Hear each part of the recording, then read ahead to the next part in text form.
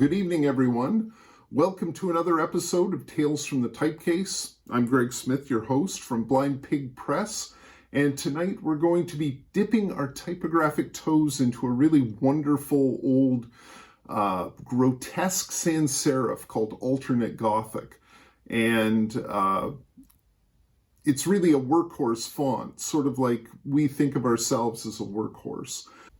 We're wearing our hat tonight because it is a little warm in the print shop and humid, and it's ruined our hair. So talk about a bad hair day. Anyways, let's get on with it.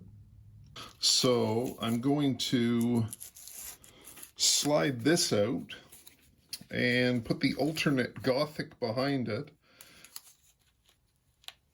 And there we go.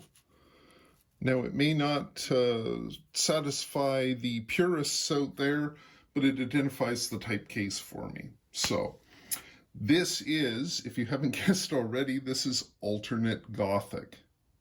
So, this is 72-point Alternate Gothic. So, we have quite a large typeface here.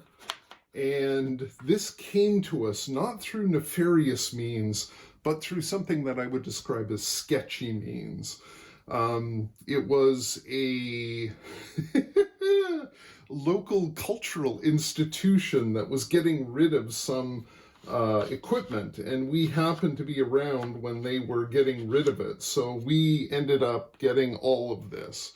Now, the typecase was actually in quite bad shape when we got it. So we transferred it quite recently to this California job case, a sturdy sort of metal and wood number. And we're glad we did. So also you'll notice that this is, for our typecases, really neat. We like sloppy typecases because we like to typeset things and print things. We don't like to organize things. So also because the type is so large, it doesn't really fall over as easily as other typefaces do. So this is about as organized as we get. And you'll notice over on the capital letter side, it is really organized. One thing you'll notice is that in some cases, we're mixing the upper and lower case together. So we have the O's over here. So we have 3 uppercase O's. Over here, we have an uppercase M sort of mixing with the lowercase m.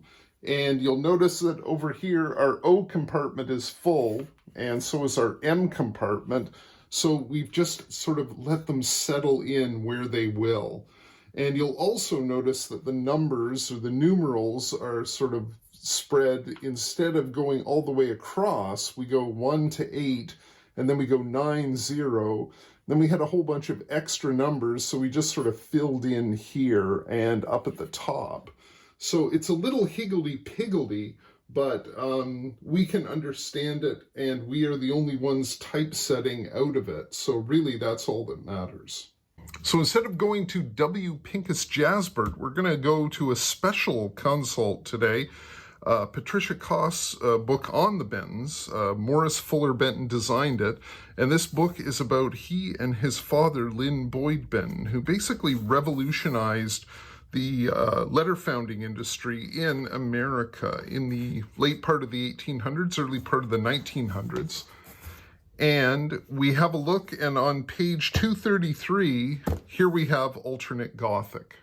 Now, Alternate Gothic was designed in 1903, and Alternate Gothic 1 is quite condensed, and Alternate Gothic number 3 is less so, and nestled right in between is Alternate Gothic number 2, which we have. And it's quite a lovely font.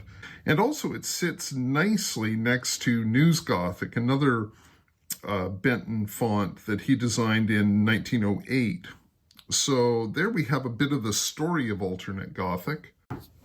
And if we have a closer look at the letters, you can see that they clock in at a hefty 6 picas or 72 points.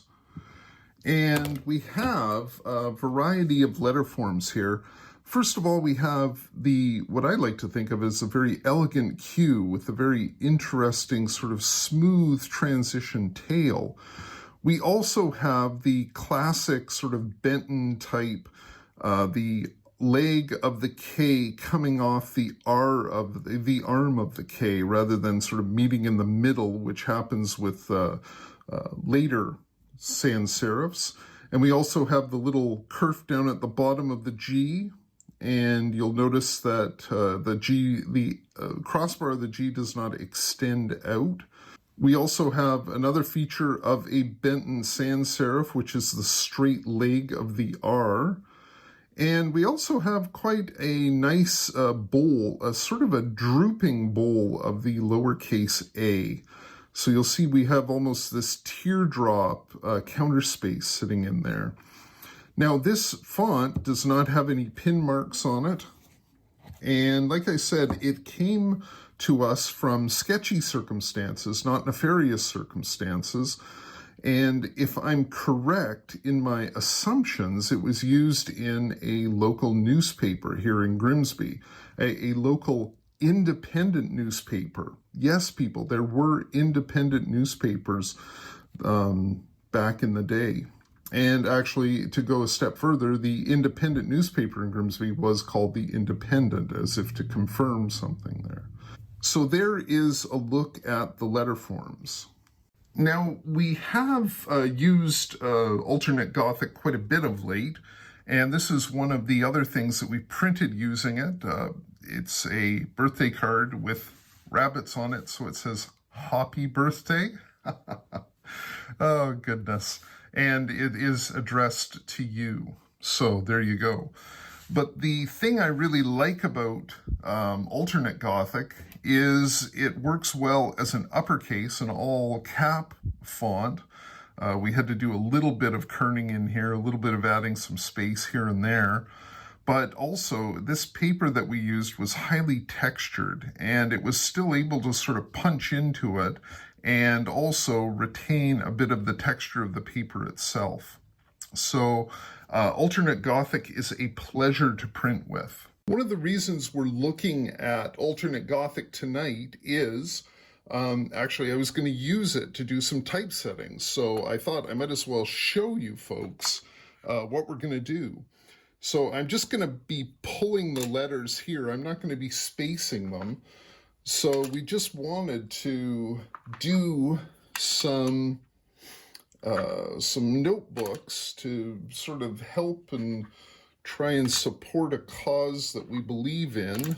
So we're going to space this out, or just sort of grab the letter forms here, and you'll see it is a little bit difficult to typeset 72-point type in some cases because it is so large, and not so much horizontally but vertically it sort of fills up the typecase, or fills up the composing stick quite fast.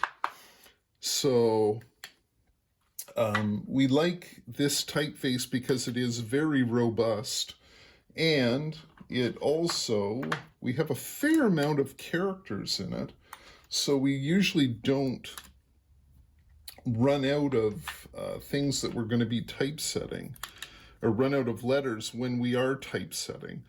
So there's the letter forms that we're going to be using, and I think we'll probably be doing it over 3 lines. So I've got the letters here, and I'm going to set it up on a galley tray now, and we'll proof it up for you.